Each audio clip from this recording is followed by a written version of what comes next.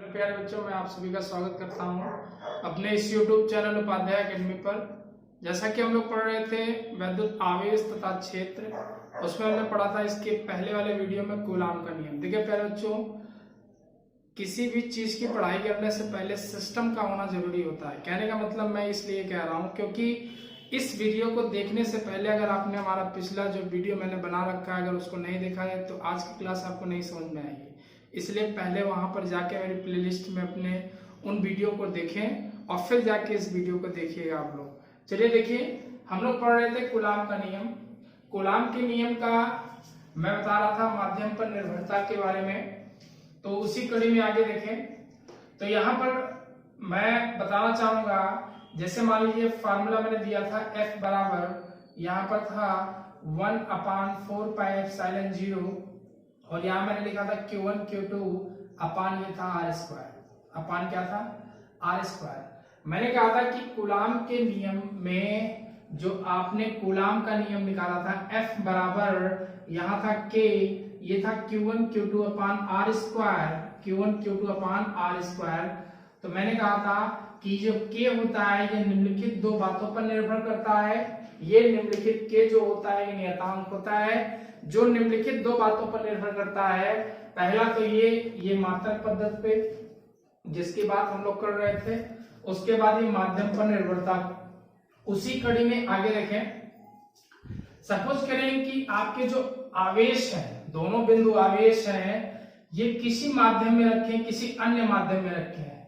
कहने का मतलब ये है कि ये निर्वात को छोड़कर, निर्वात और वायु को छोड़कर किसी अन्य माध्यम में रखे हैं, जैसे कांच हो गया, मोम हो गया, कागज हो गया। अगर इस माध्यम में रखे हो तो इस माध्यम में रखने पर देखिए जो आप आकर्षण बल का या कूलाम नियम जो आपका नियम का फार्मूला इस्तेमाल करते हैं वो होता है K, यहाँ पर आता है प्यारे बच्चों 1/4 पाई एप्सिलॉन 0 K और यहाँ हो जाता है Q1 अपान Q2 बटे क्या होता है R स्क्वायर।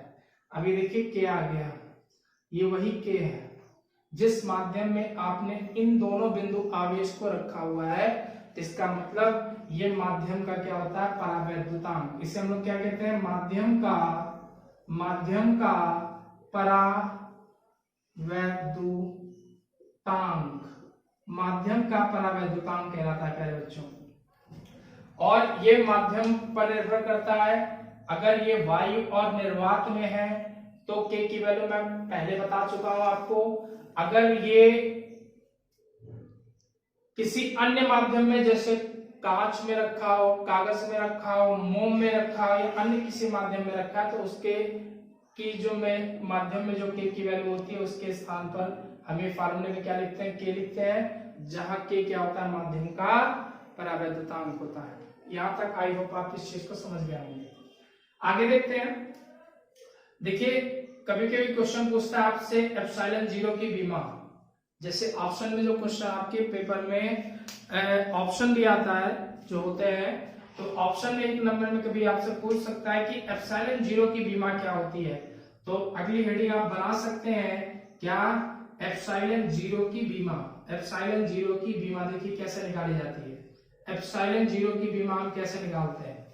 तो एप्सिलॉन 0 की विमा निकालने के लिए यहां पर देखें, आपने 11 में बीमा चैप्टर पढ़ा होगा, उसमें आपने देखा होगा कि बीमाएं कैसे निकाली जाती हैं, किसी भौतिक राशि की बीमाएं कैसे निकाली जाती हैं। तो यहां पर देखिए मैं बता दे रहा हूं आपको, फिर से बीमा में कभी समय मिलेगा तो मैं बीमा का एक वीडियो बनाऊंगा आप लोगों के लिए।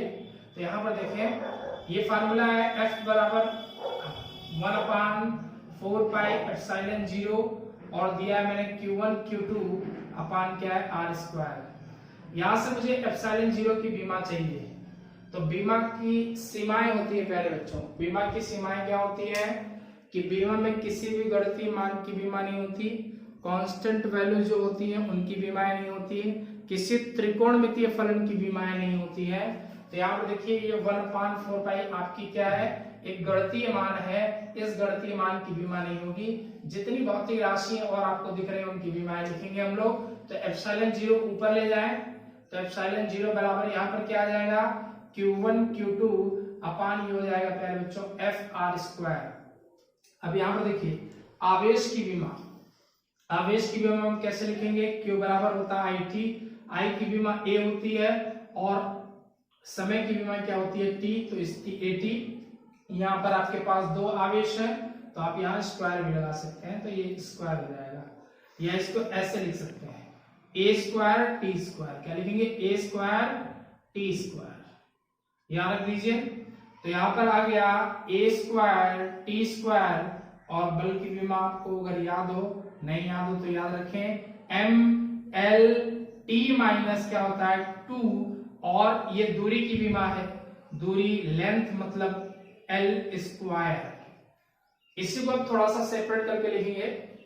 तो यहाँ पर देखिए L² यहाँ पर है, L की घात 2 है, L की घात यहाँ 1 है, तो पहले तो इसको आपस में ऐड कर दें, आधार इसके बराबर है तो, और इसको सिंपल कैसे कर सकते हैं, तो A² T² ब्रैकेट में आ गया आपके, उसके बाद इसको हम लिख सकते हैं M, ये आपस में जुड़ गया LQ, और यहाँ पर क्या बचा है माइनस T इनवर्स। देखिए पहले बच्चों जब इसको हम ऊपर ले जाएंगे तो जितनी घात नीचे प्लस में है, जितनी घात नीचे क्या है प्लस में है, वो प्लस किस में चला है, जब ऊपर जाएगा तो माइनस में जाएगा, और जो माइनस में वो ऊपर जाएगा किस में जाएगा, प्लस में जाएगा। तो यहाँ पर देखें, तो यहाँ पर सेपरेट करेंगे तो यहाँ पर आ गया M इनवर्स, देखिए M ऊपर जाएगा, घात 1 है ना इसकी, 1 ऊपर जाएगा तो M इनवर्स, ये घात 3 है तो L-3, ये ऊपर जाएगा माइनस लगा है तो T हो जाएगा -2, और इसके बगल में क्या है आपका A² T²। यहां पर देखिए T² जुड़ जाएगा, ये हो जाएगा M इनवर्स L पर -3 T पर 4 A²। देखिए कभी अगर आपसे न्यूटन का मात्रक पूछ लिया तो आप यहां से ही बता सकते हैं। M क्या है द्रव्यमान, तो इसको किलोग्राम इनवर्स, L क्या है लंबाई, मीटर पर -3, T समय, सेकेंड पर 4, और A क्या है धारा, तो इसकी क्या A धारा, तो इसकी एम्पियर स्क्वायर इसकी विमा हो जाएगी। बात समझ आ गई? आई होप आप इस चीज को समझ गए होंगे। थोड़ा स्क्रीनशॉट ले लें आप लोग। देखिए प्यारे बच्चों आगे देखिए, मैं आप लोगों को स्क्रीनशॉट लेने का समय देता हूं। इसका ये मतलब नहीं है कि आप वीडियो को बगैर देखे निकल जाएं, वीडियो को पूरा देखें ना। देखिए प्यारे बच्चों, किसी चीज की अगर आपने शुरुआत की है, हमसे जुड़े हुए हैं, तो अंत तक चलिए। कहने का अर्थ ये है हमारे कि आपको समझ में चीजें तभी आएंगी, या किसी व्यक्ति का परिचय आपका तभी हो पाएगा आपसे जब आप उसके साथ आखिरी तक बने रहेंगे। मैं आपको समय देता हूं तो आप क्या कर देखा करें और उस समय स्क्रीनशॉट ले लिया करें, या आप करें ऐसे कि वीडियो को पीछे करके, चूंकि आपका अपलोड वीडियो है तो आप पीछे जाके भी आप मेरी बातों को जो मैं बोलता हूं उनको आप लिख भी सकते हैं, नोट भी कर सकते हैं। तभी एक अच्छे जो विद्यार्थी होते हैं उनकी ये पहचान होती है। क्योंकि अगर आपको आगे बढ़ना है तो आपको भी कुछ मेहनत करनी होगी। थोड़ी मेहनत करिए लेकिन डेली करिए, रोज करिए, वीडियो को पूरा देखिए। कोई भी वीडियो हो, आपको अगर अध्यापक आपको पढ़ा रहा है, कुछ बता रहा है, तो आप उस चीज को पूरा सुनिए, देखिए कि वो क्या कह रहा है या क्या बताना चाह रहा है। बात समझ गई? आगे चलिए देखते हैं हम लोग। आगे मेरे बच्चों एक छोटा सा संबंध है जो मैं आपको बता दूं। छोटा संबंध क्या है? संबंध यह है कि परावैद्युतांक, अभी जो क्या आया था, क्या था? परावैद्युतांक था ना। तो परावैद्युतांक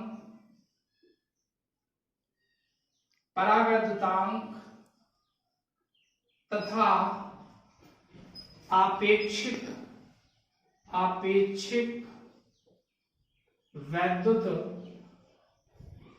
वैद्युतशीलता में संबंध। अगली हेडिंग लगाइए अपनी कॉपी में, परावैद्युतांक तथा आपेक्षिक वैद्युतशीलता में संबंध। हेडिंग बना लीजिए और इसको बड़े इत्मीनान से, बड़े ध्यान से इस चीज को समझिए क्या मैं आपको बता रहा हूं। आपेक्षिक वैद्युतशीलता में संबंध। देखिए प्यारे बच्चों,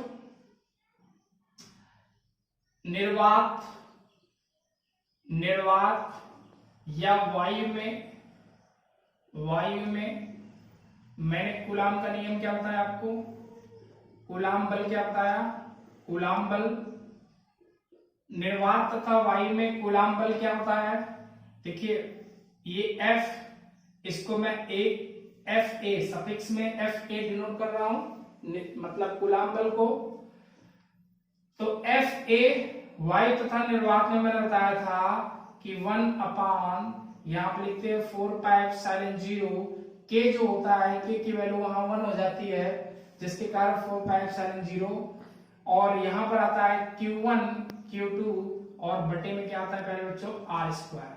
ये इक्वेशन अगर आपकी फर्स्ट है, ये समीकरण मान लीजिए क्या। देखिए हम लोग पढ़ रहे हैं परावैद्युतांक तथा आपेक्षिक वैद्युतशीलता में संबंध। हमने क्या किया, निर्वात और वायु में कूलाम बल ले लिया। कूलाम बल क्या होता है, FA बराबर, FA का मतलब हो गया वायु, वायु में 1/4 पाई एप्सिलॉन 0 Q1 Q2 अपान R स्क्वायर। कहने का मतलब मान लीजिए वायु में ये दो बिंदु आवेश हैं, जैसे Q1 है, ये Q2 है, अगर ये वायु में रखे हो तो उस पर जो आपका कूलाम बल है, कूलाम बल मतलब कूलाम का जो स्थिर वैद्युत बल है उसी को हम लोग कूलाम बल भी कहते हैं, वो होता है FA बराबर 1/4 पाई एप्सिलॉन Q1 Q2 बटे R स्क्वायर। दूसरी बात यहां पर मान लीजिए, माना किसी माध्यम में कूलाम बल मान लीजिए वायु है तो कूलाम बल ये हो गया, और कोई माध्यम है तो कूलाम बल क्या हो जाएगा।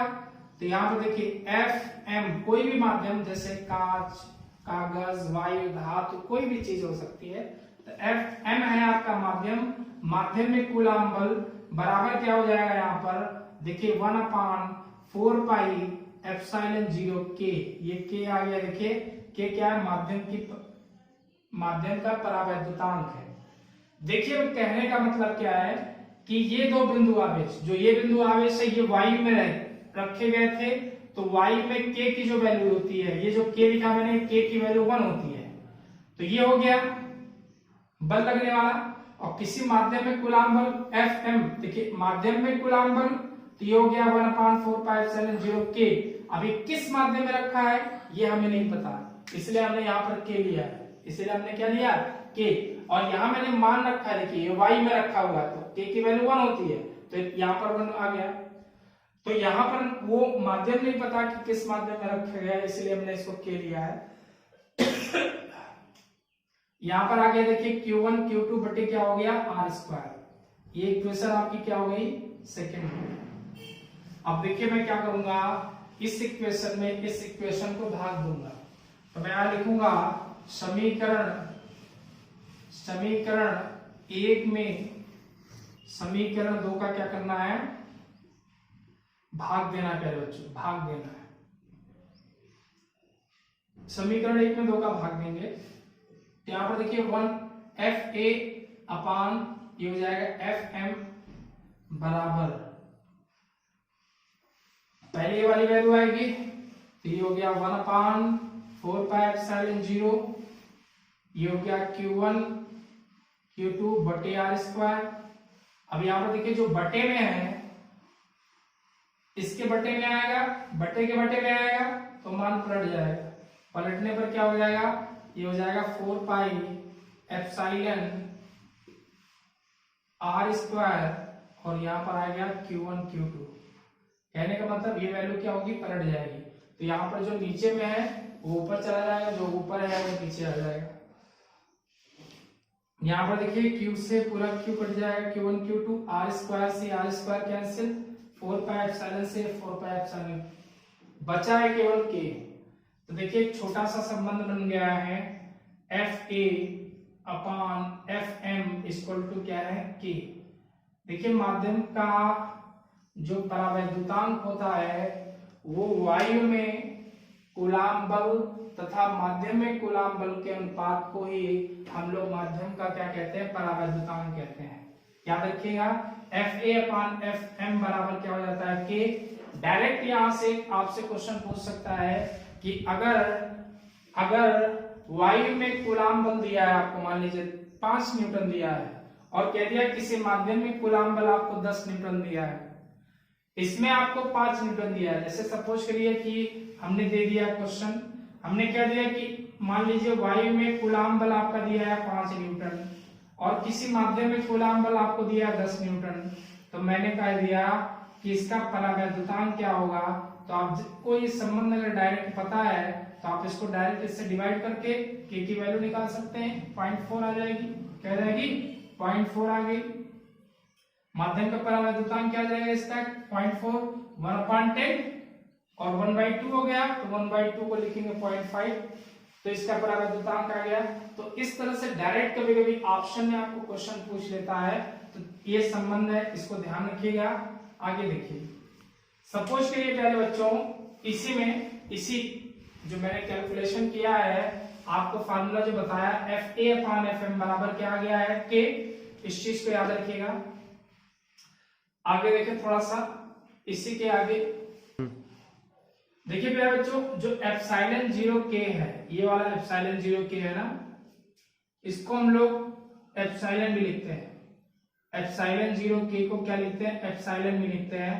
और ये एप्सिलॉन आपेक्षिक वैद्युतशीलता कहलाती है। क्या कहलाती है, या इसी एप्सिलॉन को हम लोग क्या कहते हैं, वैद्युतशीलता कहते हैं। तो जहां देखिए एप्सिलॉन 0K है, उसकी जगह आप एप्सिलॉन लिख सकते हैं। क्या लिख सकते हैं, एप्सिलॉन लिख सकते हैं कि नहीं। तो देखिए यहां पर ये हो गया। अब माध्यम का अगर कूलाम बल निकालें तो यहां पर देखिए 1/4 पाई ये हो जाएगा एप्सिलॉन, और यहां हो जाएगा Q1 Q2 अपान में क्या हो जाएगा, R²।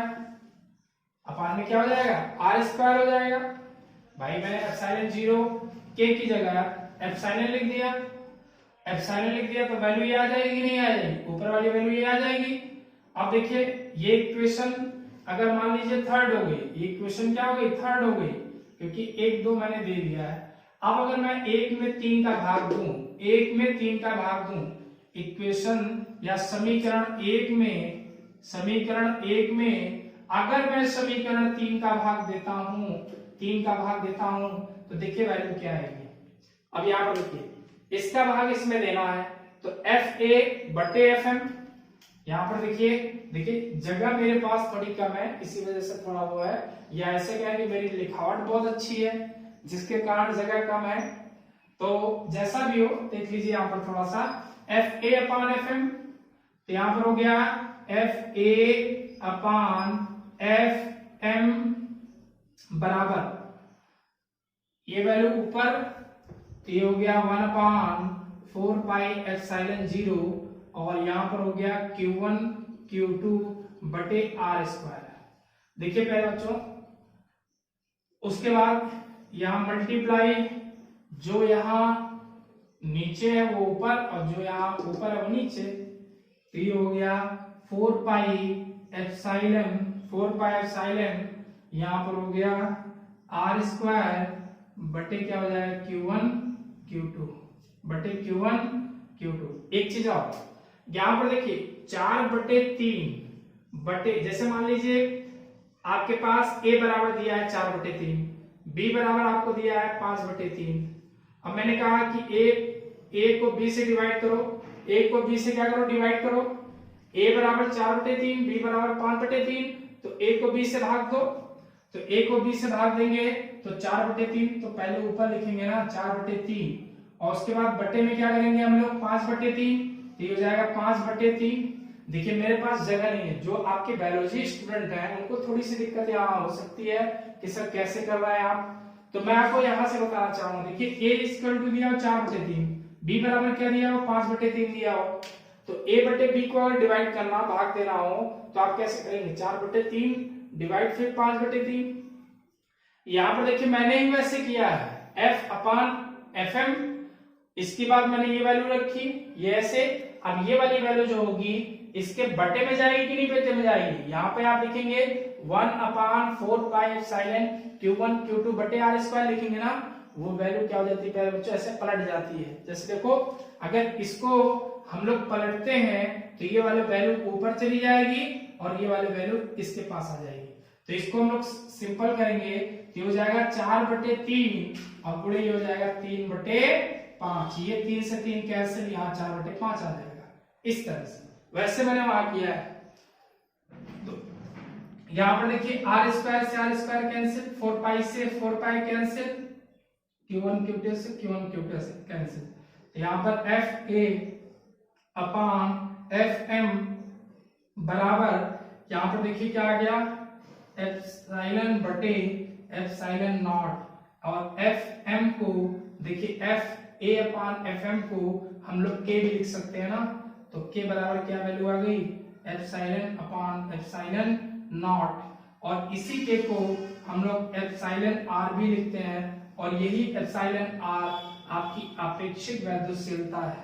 ये एप्सिलॉन बटे एप्सिलॉन 0 जो है इसी को हम लोग क्या लिखते हैं, एप्सिलॉन R, और यही एप्सिलॉन R आपकी आपेक्षिक वैद्युतशीलता होती है। आई होप, मैं आशा करता हूं कि आप इस चीज को समझ गए होंगे। और बस आज इतना ही। प्लीज प्यारे बच्चों, मैं आपके साथ इतनी मेहनत कर रहा हूं तो कृपया अगर ये वीडियो आपको पसंद आया हो, देखिए पसंद आया हो तो लाइक करें। और भी जो आपके साथ आपके मित्र हैं, यार हैं, दोस्त हैं, आपने ग्रुप बना रखे हो तो उन ग्रुप में खूब सारा इसको शेयर करें, लाइक करें और कमेंट करके हमें जरूर बताएं कि क्या आपको ये वीडियो अच्छा लगा, नहीं भी अच्छा लगा, कि किस चीज के सुधार की जरूरत है, वो वीडियो में हमें जरूर बताएं कमेंट करके। बहुत बहुत धन्यवाद।